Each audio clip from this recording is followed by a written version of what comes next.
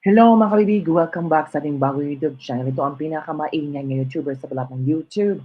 Ako si Kabibig, maglebag-lebag na down with evidence. Naku, nakakalungkot na balita mga kabibig.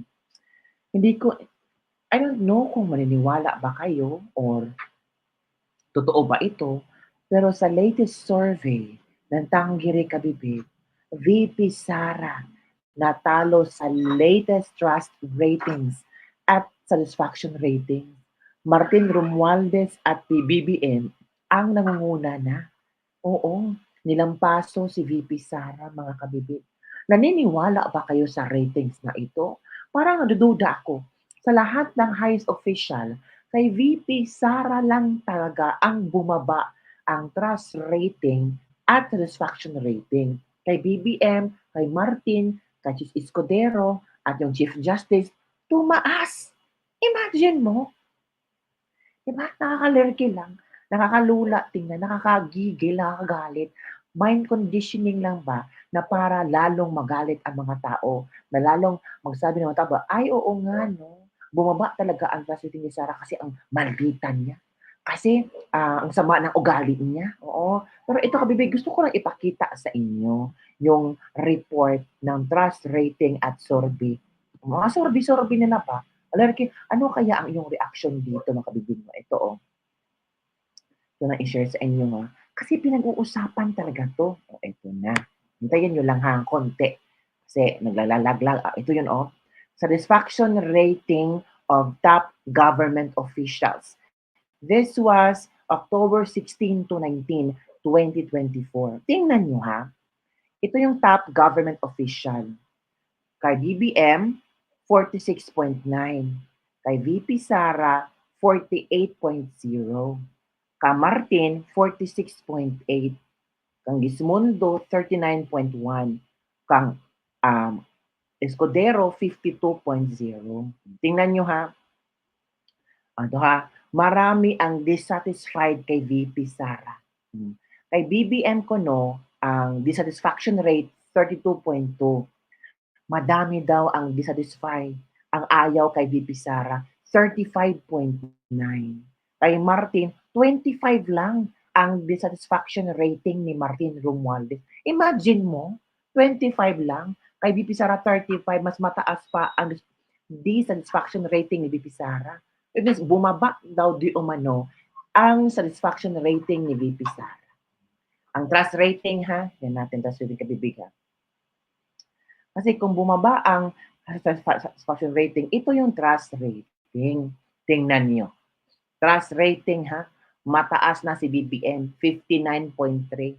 Oh. Kay VP Sara, 56. Kay Martin, 57. Oh. Oh, kay ano, trust rating ni Gismondo 43, kay Chase Escudero 61. Tingnan nyo nga oh, sa limang top government official, kay VP Sara lang yung bumaba. Di ba? Mas mataas pa si Martin Romualdez. Marami daw ang naniniwala kay Martin Romualdez. 57%. Oo. Distrust ha, 22 lang. VP Sara, trust rating 56. Distrust 25. Ang Bongbong Marcos 59.3. Tapos distrust 24. So marami pala ang walang tiwala kay VP Sara Duterte. Dissatisfied pa, maraming walang tiwala kay VP Sara Duterte. Ang tanging pinaniniwalaan daw ngayon si Martin Romualdez at si BBM. Naku, kabibig nanatili na highest rated government official si Chis Escudero mga kabibig. Oo. Pangalawa, si BBM. Pangatlo, si Martin. Pang-apat na si VP Sara. Oh, sabi pa ng mga loyalista, this is the sign na dapat nang impeach si VP Sara. Oh, sign na daw ito na dapat mawala na pagiging vice presidente ni VP Sara. Kasi lumiit na lumiit ang kayang trust rating at satisfaction rating. Wala na daw tiwala ang mamayang Pilipino. Wala na daw yung Duterte power. Oh, ang meron na ngayon ay ang pagsanib puwersa ni BBM at Martin Romualdez kasama si Chis Escudero. Sila na daw ang big three Sila daw ang totoong may malasakit at pusong magserbisyo sa sambayang Pilipino. Oh, palerke naman itong trust rating at satisfaction rating na ito. Eh. Naniniwala kayo, kabibi? Ewan ko, kayo lang talaga ang mag-isip-isip diyan. Yun, ipakita ko talaga ka ng klaro-klaro ba? Yan, Klarong-klaro na yan, mga kabibig, 'di ba? Tingnan niyo ha, trust rating yan, 'di ba? So, happy-happy ang mga loyalista, talyenista, nag-party sila. Uy, oo, ito na daw ang simula ng pagbagsak sa trust rating at satisfaction rating ni VP Sara. Ito na daw ang totoong sorbe ang tanggiri. Oh, kailan ba yan ginawa, kabibig? October 16 to, ano natin na ha? This one, October 16 to 19. 3 days lang ha. Yan na ang resulta, kapitid. Palakpakan naman natin si Martin at si BBM. Malungkot kayo? Naniwala kayo sa sorbe na ito? Ay kayo na bahala. Oy, kasi alam niyo naman kung ano ang ginawa ng Office of the Vice President. Alam niyo naman kung gaano doble, tripling trabaho ang ginawa ng Office of the Vice President, lalo na ngayon ng sakuna na may binaha, binagyo. Sila ang always on the ground. Si BBM, nakarating na ang bagyo, naglandfall na ang bagyo, binaha na ang mga taga Naga City, taga Bicol, Camarines Sur. That time pa sila nag-meeting, that time sila nagpa-press con, nag-isip-isip kung ano ang gagawin. Pero ang Office of the Vice President, handa-handa nang mag-release ng kanilang food packs. O, sino ngayon? Ano ngayon nasabi niyo? Ito ba ang sinasabi yung bumaba ang trust rating and satisfaction rating na kayo ang iniisip ni VP Sara, kapakanan na maraming sabay ng Pilipino? Hindi kayo maniwala? I-share ko sa inyo. I-share ko sa inyo kung ano ang ginawa ng Office of the Vice President. Baka sabihin niyo naman gawa-gawa ko lang ito para pagandahin ang imahe ni VP Sara. Hindi, hindi ako ganun ha. Oo nga, supporter ako ni VP Sara kasi nakikita ko talaga nang galing sa puso ang kanyang pagtulong sa banang Pilipino. Hindi scripted.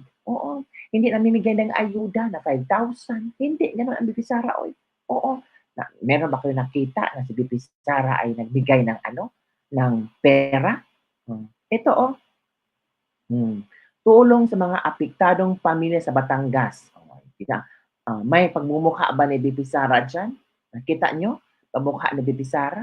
Wala naman, di ba? Ito pa. Tingnan natin Office of the Vice President of the Philippines. Tingnan natin para kita natin. Yan Yan nagsimula ng biyomahe kahapon, October 25, 2024 ang mga kawani ng OVP Disaster Operation Center patungong Bicol para sa ganaping relief operation. Tingnan natin ha.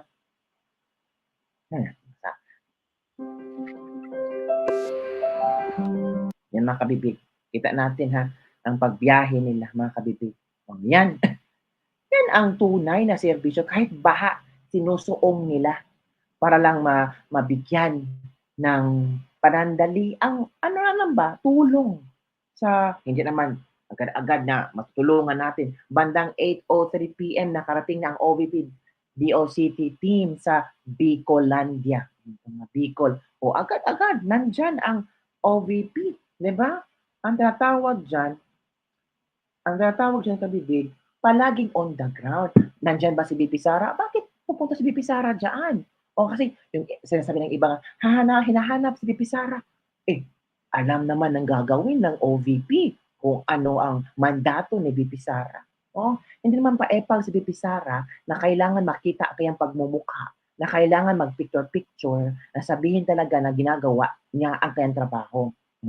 Kasalukuyan ng hinahanda ng mga kawani ng OVP Disaster Operation Center ang mga food boxes, assorted canned goods, at 200 stack of rice na ipamimigay sa mahigit 5,000 pamilyang apektado sa Bicol region.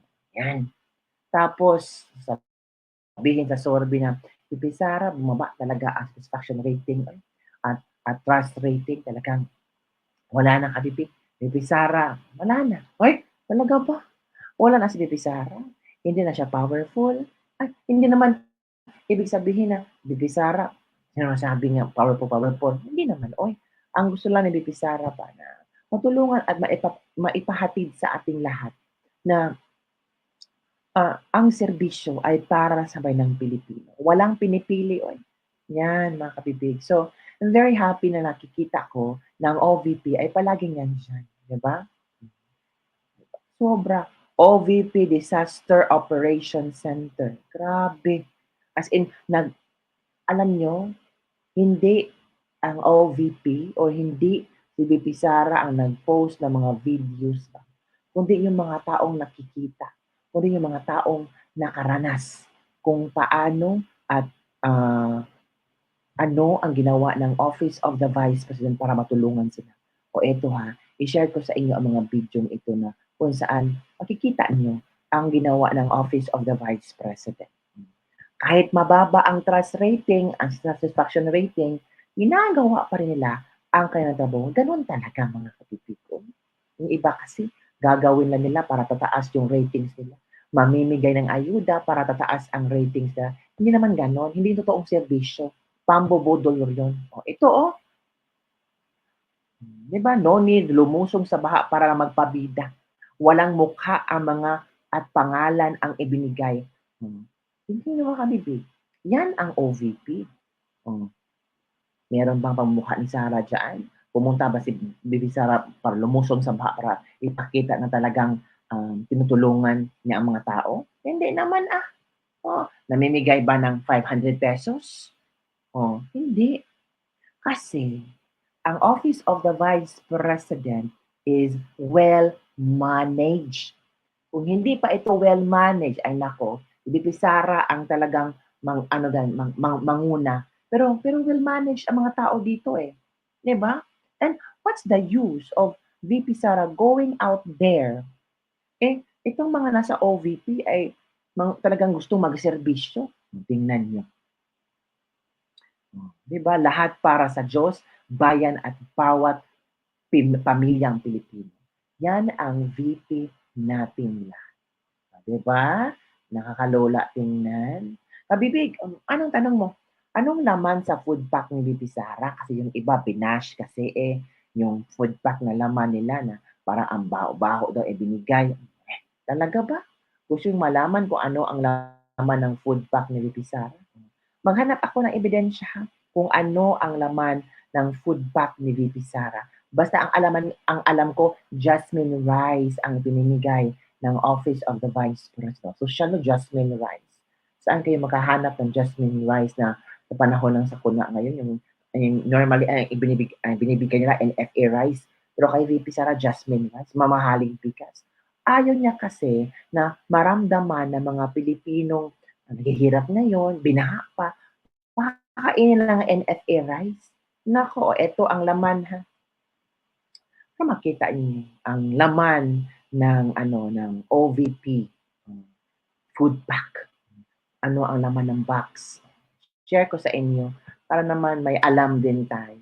Para sabihin ng iba na baka gawa-gawa lang natin to at chika-chika lang natin to. I-share ko sa inyo para ano naman ba, hindi tayo mukhang tanga dito. Sige, ito na. Ito na, i-share ko na. Kahit mababa ang trust rating at satisfaction na din ni Sara, okay lang yan. Basta padayon, Bisaya, padayon Pinoy, padayon di Sara sa pagtulong. O yan o.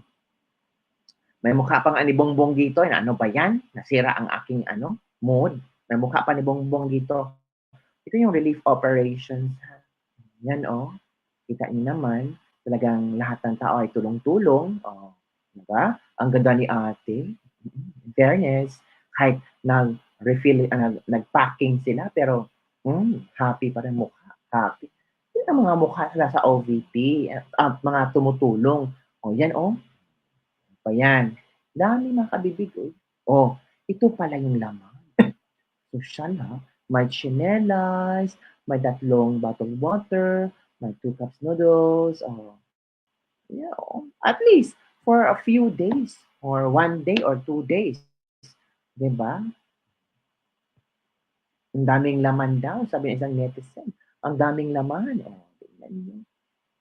Kung makakuha ka niyan, swerte ka niyan, happy ka niyan. Lahat para sa Diyos, bayan at pamilyang Pilipino. Walang mukha ni Bibi Sara dyan. Yun lang kabibig ang ating latest lebak-lebak for today. Ano ang iyong komento tungkol sa nakakalungkot nga ba itong bumaba ang satisfaction at trust rating ni VP Sara? Ako hindi naman, eh. Kasi ang totoong nakakaalam sa trust rating at satisfaction ni VP Sara, yung mga taong natulungan niya, yung masang Pilipino na nararamdaman ang pag-ibig at tunay na serbisyo ni VP Sara. Ikaw, naramdaman mo ba na bumaba or sinumpalpal or wala ng trust ang mga tao kay VP Sara or dissatisfied na ang mga tao kay VP Sara sa kanyang paglilingkod para sa bayanang Pilipino? Comment down below and don't forget to like, subscribe, and share this video para sa mga trending news na ating pag-uusapan. Bye everyone and see you next time. Don't forget to like, i-like mo to. I-like mo to kung naniniwala ka na si VP Sara ang nag-iisang Vice President na talagang tutulong at hindi ka iiwan sa happiness, sadness, at kalamidad. Bye everyone! See you next time.